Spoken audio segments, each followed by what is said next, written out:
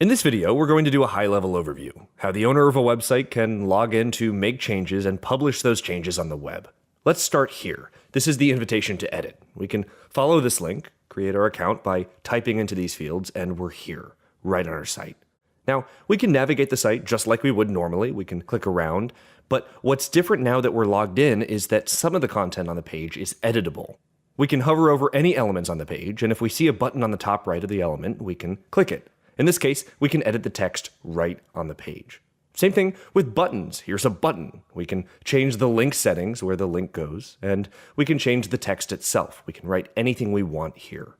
What about images? If an image is editable, the button will show up, we can click it, and replace the image with an image of our choice, like this image of a whole wheat bagel with cream cheese and salmon with capers.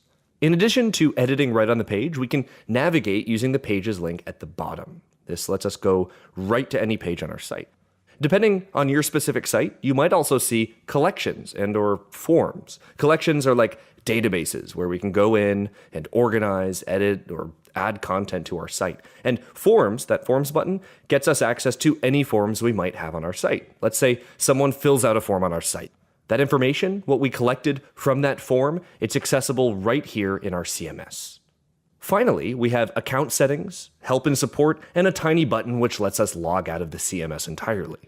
And you might have noticed that once we made some of those changes earlier, we got the option to publish. Changes you make on your site won't actually go live. No one else can see them until you publish.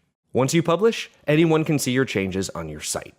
Now, at any time in the future, perhaps we're already on our website, we can simply type !edit, no spaces, right after the address. Hit enter, same deal here. We can log in and make changes. If you're already logged in and you visit your site, you might see a tiny up arrow on the bottom right.